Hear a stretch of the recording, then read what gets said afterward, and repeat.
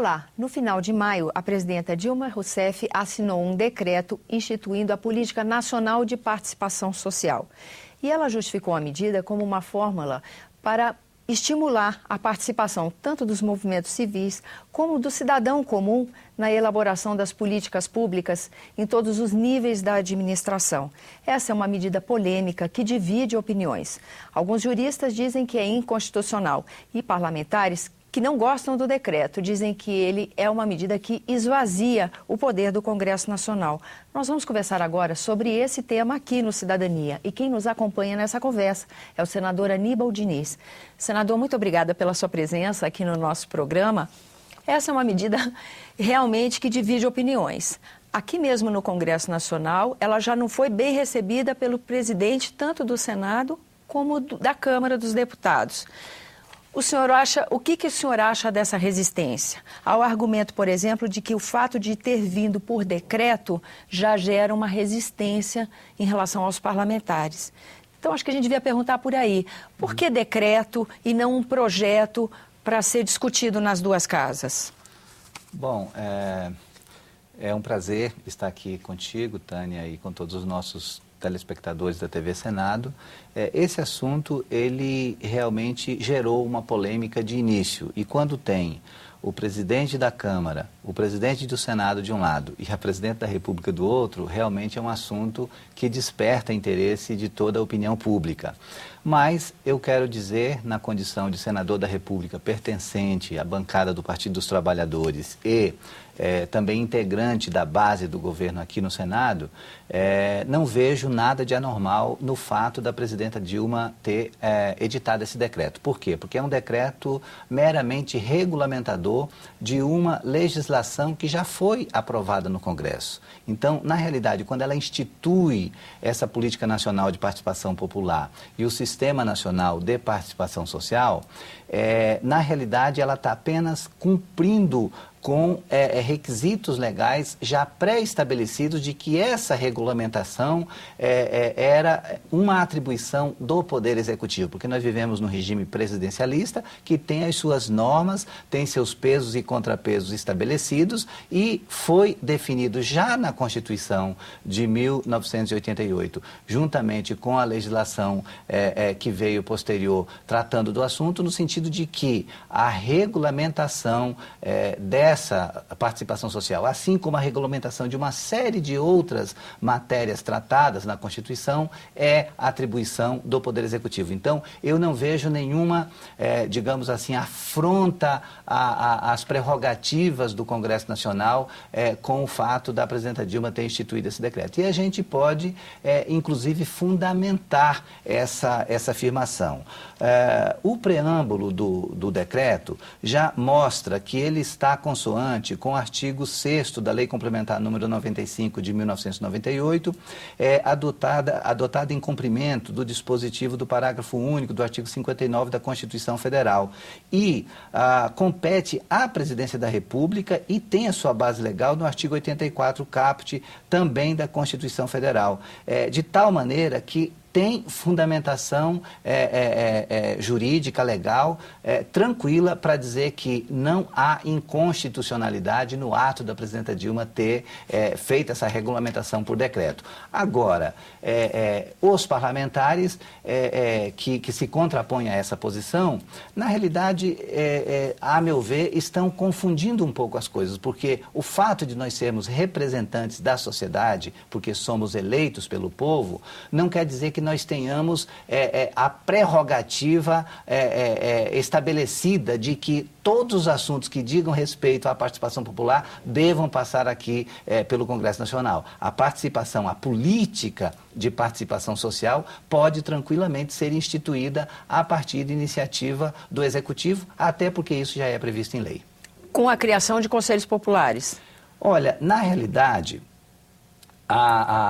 o decreto 8243, ele não estabelece a criação de nenhum conselho, de nenhum organismo. Ele apenas regulamenta a participação dos conselhos existentes, porque, na realidade, trata-se de uma matéria, o decreto ele tem por finalidade incluir a sociedade civil, leia-se, não é o indivíduo, não são os eleitores individualmente, mas aqueles que estão de alguma forma organizada para que eles possam participar com suas opiniões, tanto da definição das políticas públicas quanto do acompanhamento dessas políticas públicas, porque muitas vezes as políticas públicas são instituídas, têm a sua iniciativa estabelecida, mas não tem um acompanhamento devido. Eu estou vivendo isso agora na Comissão de Ciência e Tecnologia, por exemplo, tratando da política pública do Plano Nacional de Banda Larga, aonde o conselho instituído para fazer esse acompanhamento não tem feito as suas reuniões regulares. Então, compete, e a gente, inclusive nas nossas audiências públicas, estamos tratando desse assunto e até cobrando do Ministério das Comunicações que isso aconteça, que o conselho se reúna e que o conselho executivo também instituído para fazer o acompanhamento possa prestar contas à sociedade civil e a todos os órgãos de governo no sentido de como está essa política pública. Então, na realidade, a intenção do decreto 8243 é fazer com que a sociedade civil, através das suas organizações, possa ter um canal a mais de participação nas ações e nas políticas públicas do governo. E isso eu não posso entender como algo ruim. Para mim, isso é algo muito bom. Eu vi, inclusive, um comentário do ministro Mercadante que essa seria uma forma de organizar as consultas populares. Exatamente. Mas nesse ambiente que a gente vive contemporâneo, digital, essa consulta popular não poderia ser feita de uma forma mais direta? Também, mas é importante a gente não perder de vista que se a consulta é feita diretamente ao cidadão, aí vai sofrer digamos assim, vai receber a crítica de que está querendo fazer plebiscito para tudo.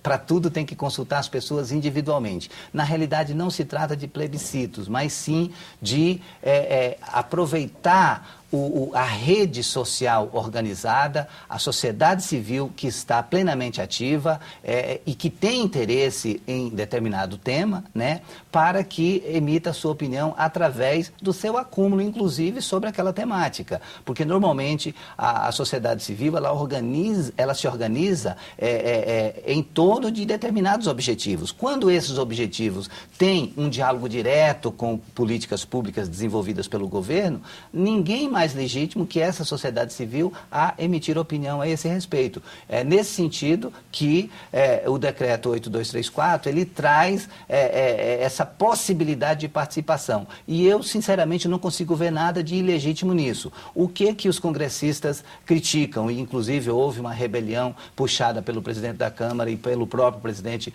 Renan Calheiros aqui no Senado?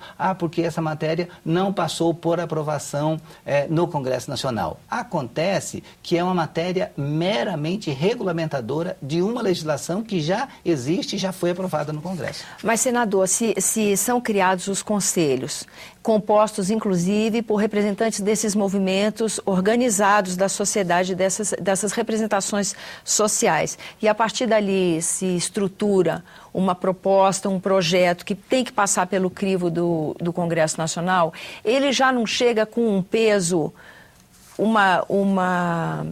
ele não inibe o trabalho do próprio Congresso Nacional? Porque, olha, nós estamos apresentando aqui uma proposta que já tem o aval de um setor da sociedade que está representado num conselho, de tal sorte que isto já dá um peso e uma legitimidade que reduz o trabalho da reflexão, da discussão e do aprimoramento da proposta aqui na casa. Eu consigo, para mim, na realidade é o inverso. Eu acho que quanto mais a gente receber da sociedade civil uma matéria aprofundada, amadurecida, com reflexões de todos os segmentos interessados, mais a gente tem a capacidade de produzir uma legislação pertinente. Nós temos o caso, por exemplo, da Lei de Ficha Limpa, que veio da sociedade, emanou da sociedade, foi objeto de aprovação no Congresso Nacional e se transformou numa lei que é uma lei comentada por todos os brasileiros e é seguida à risca, porque, inclusive, tem um ditado que lei que pega é a lei que é reconhecida reconhecida pela sociedade. A lei da ficha limpa é uma lei amplamente reconhecida. E veio de onde? Veio exatamente da participação social para o Congresso. Direto então, para o Congresso. Não foi uma iniciativa do Congresso para as organizações da sociedade civil, mas foram exatamente as organizações da sociedade civil que fizeram mobilização e trouxeram as assinaturas reivindicando essa lei da ficha limpa e ela para o Congresso Nacional. Exatamente. Mas esse não é um caminho diferente do que os conselhos populares fazem? Não, porque na realidade são trabalhos complementares. Porque, olha, foram montes de assinaturas individuais, né? Perfeito. De cidadão comum. E aí a matéria veio para cá, para o Congresso, e aqui ela foi estruturada como projeto de lei e tramitou. No caso dos conselhos, é um número menor de pessoas que trabalha junto com o Executivo, é isso? E aí a matéria vem para cá? Não, na realidade os conselhos são plenamente livres. Tá. Inclusive tem uma expressão que eu achei muito pejorativa, dizer, é uma proposta bolivariana. Ia chegar nisso, perguntar ao senhor. No sentido de que são conselhos, digamos assim, tutelados pelo Poder Executivo. Não, os conselhos são livres. As entidades, as organizações, são organizações que têm as suas finalidades e prestam conta aos seus associados, aos seus grupos de interesse, às suas redes, né? Esses conselhos vão participar com as suas opiniões livremente.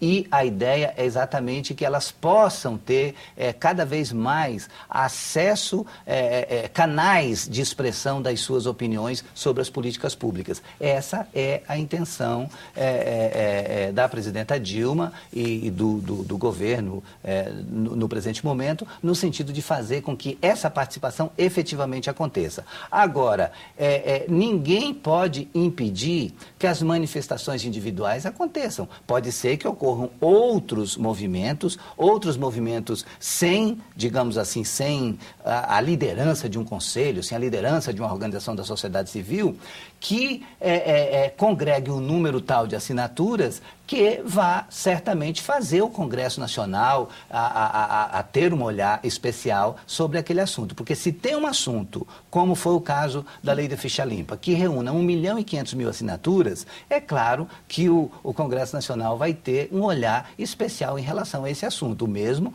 vale para o Poder Executivo, com a presidenta Dilma, com os seus ministros e seus secretários e assessores. Senador, essa é uma intenção de melhorar a comunicação com a sociedade a partir de junho de 2013?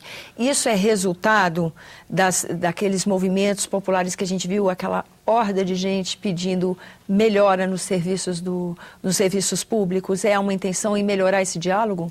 Eu acredito que sim. Eu acho que o movimento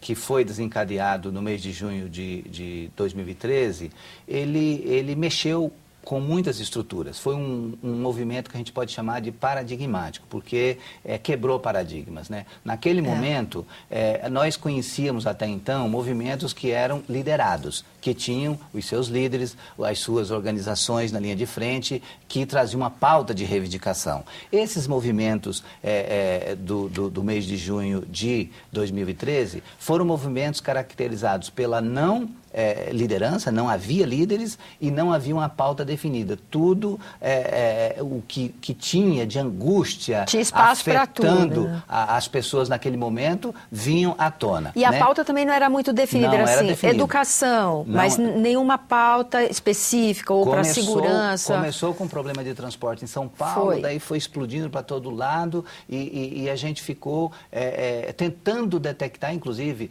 nós podemos citar aqui o senador Suplicy, que é uma pessoa que tem um carinho todo especial com os movimentos populares, tentou estabelecer diálogo e teve muita dificuldade no sentido de identificar quais eram verdadeiramente o ponto digamos assim, de aproximação para um diálogo. Mas como o senhor disse, é uma quebra de paradigmas, uma quebra de paradigma. Então, eu posso dizer que a minha opinião é de que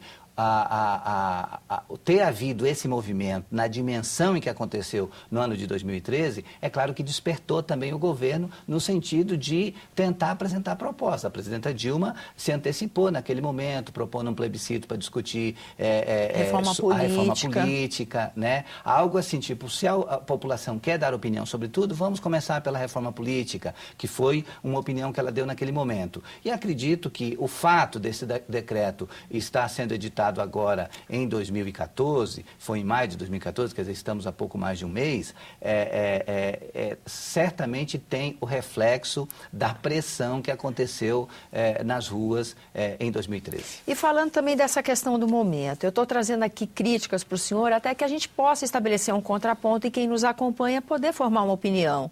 Uma crítica que também foi feita em relação a esse decreto é o momento em que ele chega, com uma certa intenção eleitoreira, porque estamos muito próximos à época de eleição. O senhor concorda com esse ponto de vista?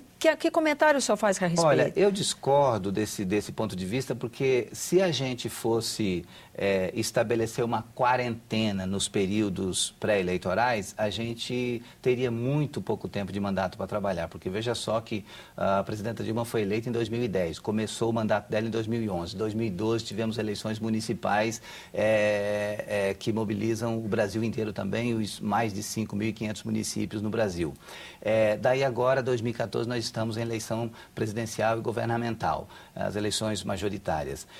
Então, se a cada momento desses as políticas públicas tivessem que ter um freio, no sentido de que não podiam estar sendo encaminhadas por não se caracterizar como atitudes eleitoreiras, ficaria muito pouco tempo para se trabalhar. Eu acho que o certo os governos eleitos devem trabalhar durante os 4 anos, independentemente de período eleitoral calendário ou não.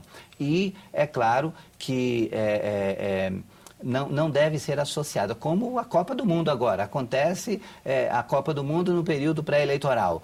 Vai dizer que a Copa do Mundo vai influir no calendário eleitoral, mas todas as Copas do Mundo acontecem no Brasil exatamente no período eleitoral. Então, não tem o que fazer. É simplesmente separar as coisas. O que é o calendário político, quais são os candidatos que se apresentam e quais são as suas propostas e quais são as pautas de governo, as pautas do Congresso Nacional que devem estar sendo discutidas em todos os momentos, inclusive no momento eleitoral.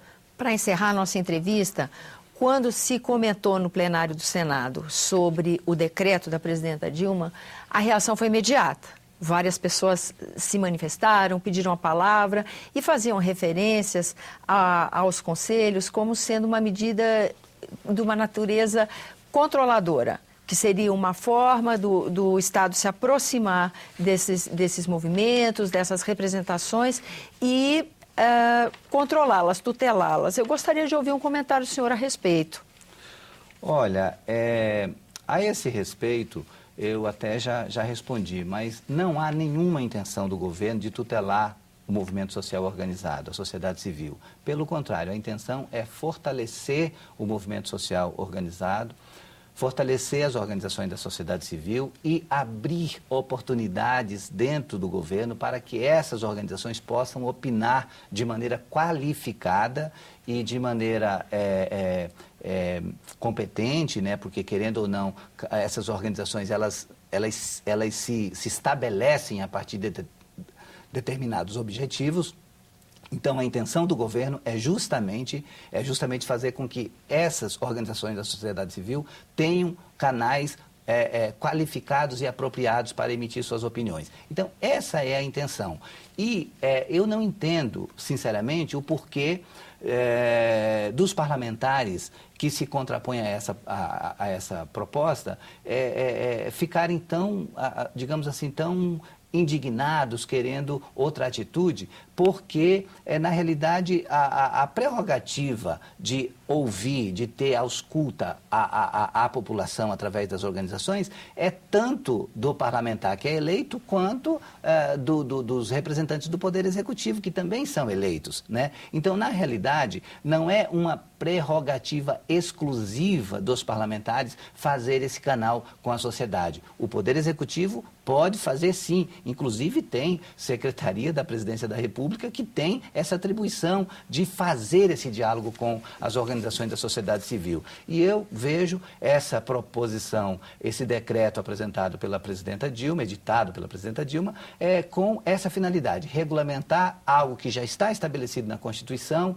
que já está estabelecido também em leis complementares, que foram editadas posteriormente, e que, na realidade, é uma atribuição inteiramente garantida para o Poder Executivo essa regulamentação. E eu espero, sinceramente, que a gente possa fazer um bom debate sobre essa matéria, mas que a gente não vá jogar a criança junto com a água da bacia. Não é possível que a gente vá perder a oportunidade de institucionalizar a participação social nas políticas públicas do governo, que é algo tão reivindicado pelas organizações da sociedade civil. Outro detalhe, esse decreto foi amplamente discutido com as organizações da sociedade civil. A sociedade civil organizada brasileira teve ampla participação na construção desse decreto e eu tenho certeza de que entre os parlamentares não há vozes de representantes da sociedade civil organizada protestando contra esse decreto, mas sim são parlamentares que estão apenas reivindicando a atribuição exclusiva de tratar do assunto através de projeto de lei. Senador, eu agradeço sua presença aqui no nosso programa. Agradeço também a você que nos acompanhou nesta edição do Cidadania. Nós estivemos conversando sobre a criação dos Conselhos Populares e a instituição dessa política nacional de participação da sociedade civil. Esse é o Cidadania e você pode nos ajudar no nosso trabalho enviando suas sugestões ou críticas. Use o telefone e o endereço eletrônico que estão disponíveis aí no seu monitor. Até a próxima.